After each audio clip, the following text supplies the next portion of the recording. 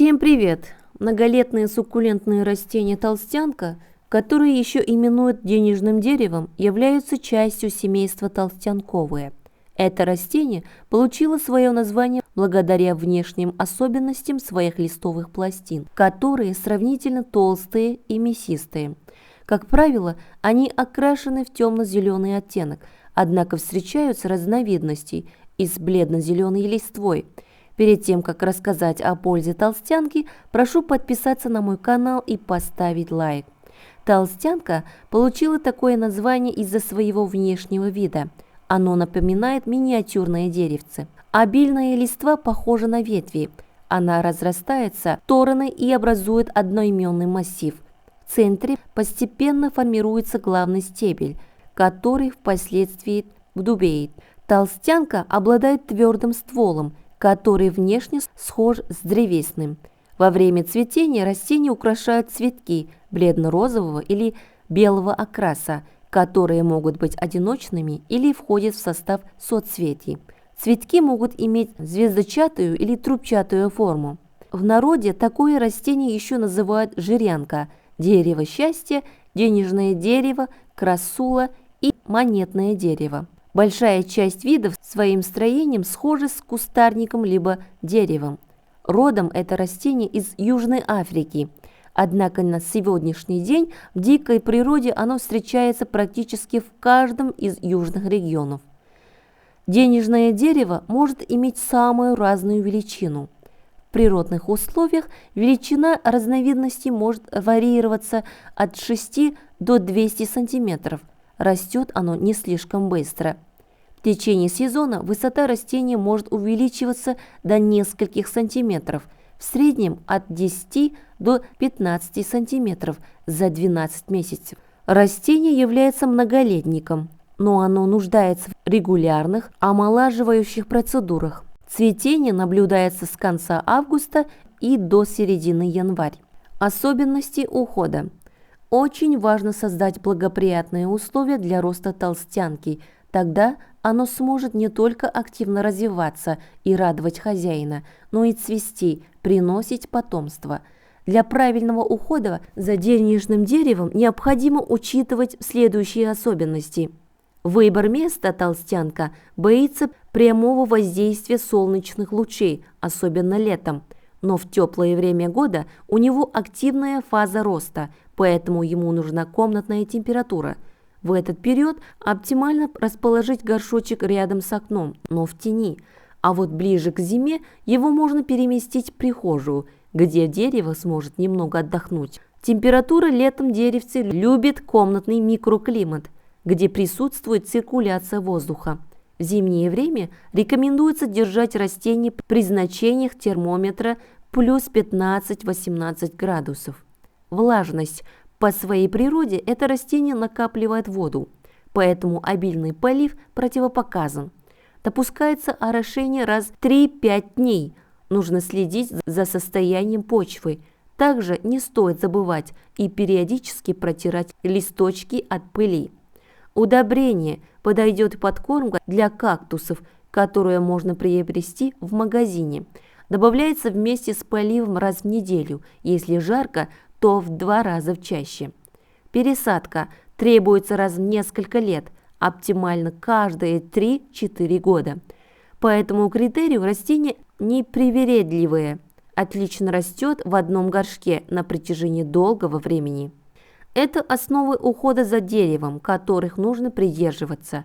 Они применимы для нормального развития, когда толстянка не подвергается напасти со стороны паразитов.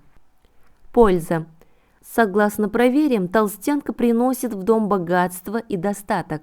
Такая польза не доказана наукой, а вот лечебный эффект растения у специалистов не вызывает сомнений. Дерево очищает воздух, убивает болезнетворные бактерии и обладает расслабляющими свойствами. Его рекомендуют устанавливать для снятия стресса и напряженности. Возможно, это и способствует успеху в финансовых делах. Декоративные растения, которые можно встретить дома, также называют красулой или жирянкой. Это приземистое дерево с твердым стволом и овальными мясистыми листьями. Считается, что оно не только привлекает в дом деньги, но и предрекает скорое богатство, если зацветет. Немногие, однако, знают, что цветет толстянка довольно редко. Помимо мистических свойств, это растение обладает и лечебными свойствами, не уступая в них домашнему доктору алоэ. Живое дерево не требовательно к месту и условиям выращивания, а потому вполне может заменить привычное растение на подоконнике, принеся при этом немалую пользу своими уникальными свойствами. В состав денежного дерева входит большое количество полезных микроэлементов и летучих масел, которые позволяют использовать лечебные свойства при ряде заболеваний. Чаще всего лечебные свойства толстянки используют в качестве антибактериального и противовирусного препарата. Его применяют при заживлении ранок, укусов насекомых и их обеззараживании. Также сок растения препятствует появлению отека и устраняет зуд. Для борьбы с герпесом и мозолями, для облегчения приступов варикоза, артрита, артроза, геморроя и подагры, при болезнях горла и сильном кашле. Может применяться при язвах желудка и двенадцатиперстной кишки. Мало кто знает, что по своим полезным свойствам толстянка, или, как ее еще называют, денежное дерево, ничуть не уступает алоэ. Благодаря летучим соединениям она очищает воздух от вирусов и бактерий. А еще говорят, что если в доме кто-нибудь заболевает, то растение вянет, а листья облетают. Но когда человек поправляется, тогда и толстянка набирается сил. Сок и мякоть листьев толстянки можно прикладывать к ранам, нарывам, порезам и царапинам. Вещества, входящие в состав сока растения, будут способствовать процессам регенерации кожных покровов и предупредят воспалительный процесс.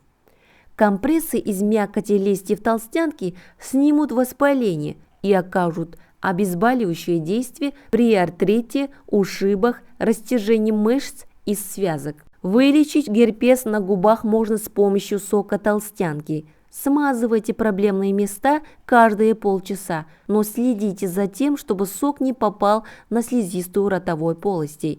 Также соком толстянки можно смазывать воспаленные суставы и места укусов насекомых. При болях в горле поможет полоскание. Измельчите 10 листочков толстянки и отожмите сок, процедите, добавьте 1 стакан теплой кипяченой воды и полощите горло 5 раз в день. Денежное дерево имеет еще одно название – мозольник. И, как вы уже догадались, с его помощью можно лечить мозоли. Для этого разрежьте листочек толстянки вдоль и приложите мякотью к мозоли, зафиксируйте пластырем и оставьте на ночь. Аналогичным методом можно лечить и вросший ноготь, и ногтевой грибок. Еще это растение используют и в косметологии. После разбавления сок можно использовать для протирания кожи лица или для ополаскивания волос. Это поможет очистить кожу лица от прыщей, а кожные покровы головы от перхоти, успокаивает зуд. Что же касается внутреннего применения, то поскольку это растение обладает токсическим свойством и содержит мышьяк, делать это необходимо крайне осторожно. Ни в коем случае нельзя принимать сок или мякоть в чистом виде. На этом наш ролик заканчивается. Чтобы не пропустить следующее видео, прошу подписаться на канал и поставить лайк.